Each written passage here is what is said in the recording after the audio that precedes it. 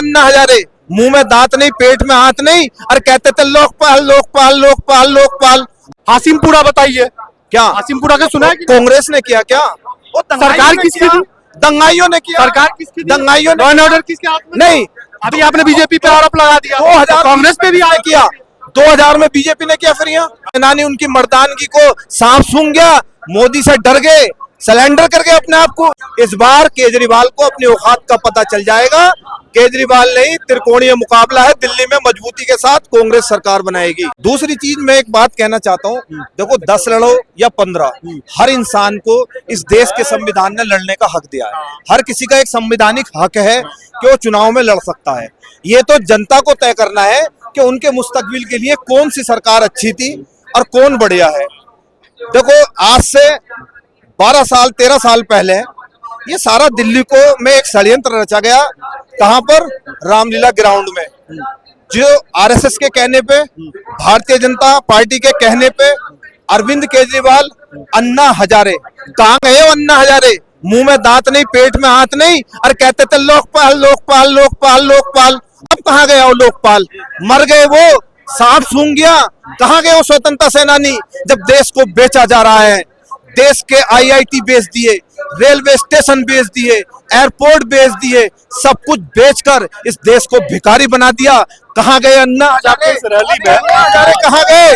आपके इस रैली में क्या उनकी स्वतंत्रता सेनानी उनकी मर्दानगी को सांप सूंघ गया, मोदी से डर गए, सरेंडर कर गए अपने आप को? अच्छा, ज्यादातर लोग तो एमआईएम क्या, ऐसा कुछ नहीं है। एमआईएम कहीं नहीं है।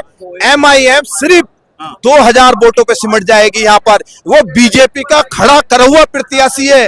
हम ये नहीं कहते कि ताहिर गलत आदमी है, लेकिन उन्होंने समय गलत चुना है। ये समय ताहिर हुसैन का लड़ने का नहीं था। इस टाइम आप ही ने बोला कि संविधान ने सबको अधिकार दिया, तो वो क्यों नहीं है, लेकिन वो नहीं है लड़ने का, उनको वो नहीं था। एमआईएम को पैसा दिया गया, बीजेपी ने उसको खड़ा किया है। अरविंद केजरीवाल शिक्षा मॉडल है उनका, स्वास्थ्य मॉडल है उनका, और फ्री का मॉडल है। कांग्रेस उस पर कहाँ टिक पाएगी? मैं पूछना चाहता हूं दिल्ली की जनता से, जब कांग्रेस की सरकार थी, शीला दीक्षित की सरकार थी, क्या किसी भाई को पर्ची कटवानी पड़ती थी अस्पताल में? भाइयों बताओ, पर्ची कटवानी पड़ती थी? क्या किसी को फीस जमा करनी पड़ती थी? कुछ नहीं करना पड़ता था। लेकिन कांग्रेस गरीब आदमी की हमदर्द पार्टी थी। वो गरीब आदमी को जलील नहीं करती थी, जैसे कि अरविंद केजरीवाल और नरेंद्र मोदी जी ने भिखारी बना दिया 5 किलो राशन पर। हम अपने देश को ये विकासशील देश कहना चाहते हैं। देश फ्री का मॉडल तो कांग्रेस भी लेके आई है। कांग्रेस 2500 रुपए का है, बचा रहे हैं तो हमें भी देना पड़ेगा, देना पड़ेगा। एक तरफ विरोध भी कर रहे हैं, दूसरी तरफ बोल रहे डुगडुगी बजा रहे, तो हमें भी देना पड़ेगा। देना पड़ेगा। जब इन्होंने देश की जनता की आंखों में मिर्चे झोंकने का काम कर रहे हैं। दिल्ली के अंदर मैं एक डॉक्टर हूं, 70% सीटें डॉक्टरों की खाली है। अगर अरविंद केजरीवाल दिल्ली की जनता को स्वास्थ्य देना चाहते हैं तो उन डॉक्टरों की सीटों को फुल क्यों नहीं कर रहे? जब हमारे लोगों को पूरा पूरा दिन लग जाता है बुखार की दवाई लेने के लिए। आज पूरी सर्दियां कट गई, किसी मोहल्ला क्लिनिक के अंदर एक भी खांसी का सिरप नहीं है। अगर आपको अल्ट्रासाउंड कराना पड़ रहा है तो आपको 8-8 महीने की डेट मिल रही है। आपके पेट में इंफेक्शन हो गया, आप भ्रष्ट कर गई, 8 महीने की डेट मिलेगी तो आप तो सेप्टिक होकर मर जाएंगे। तो ये मशीनें क्यों नहीं लगवा रहे? पंत हॉस्पिटल की सिटी एनजीओ की मशीन को पूरा 1.5 साल हो गया और ये प्राइवेट में लिखते हैं और सरकार के खाते में से 8,000 रुपए देते हैं, लौट के 5,000 रुपए इनकी जेब में। केजरीवाल इतना खराब है तो 2 बार आप लोगों ने क्यों?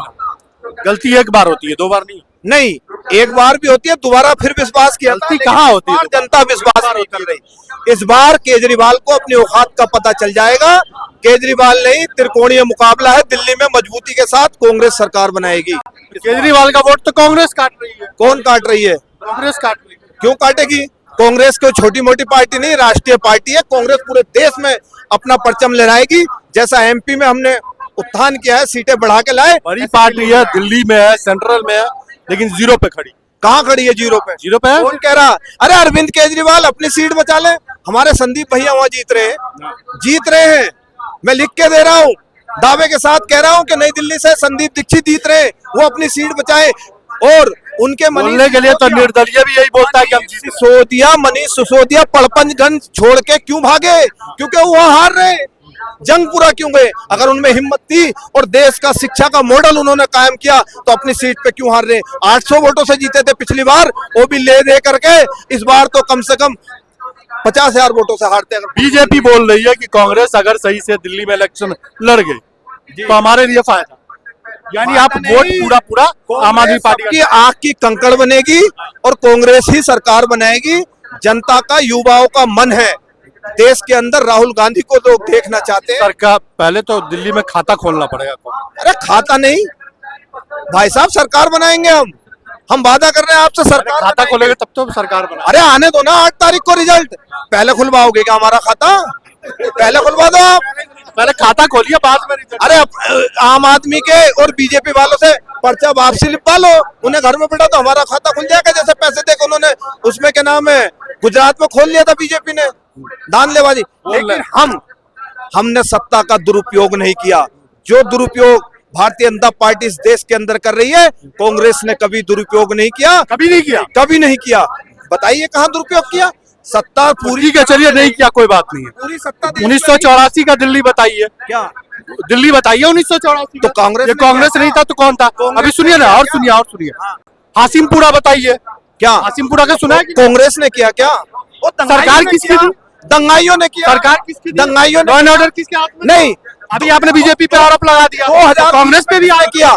2000 में बीजेपी ने किया। फिर यहाँ 2000 में बीजेपी ने जहाँ खड़े हो इसी सड़क पे दंगा हुआ। 2000 तो बीजेपी ने किया। लॉ एंड ऑर्डर किसका था? किसका था?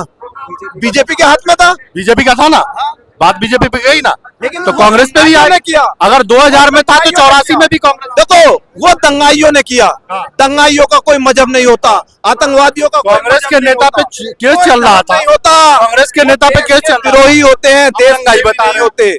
वो देश प्रेमी नहीं कांग्रेस की होते। सरकार में उनको सजा दी, आज तक नहीं पकड़ा उन्होंने। बीजेपी ने किसी को पकड़ा?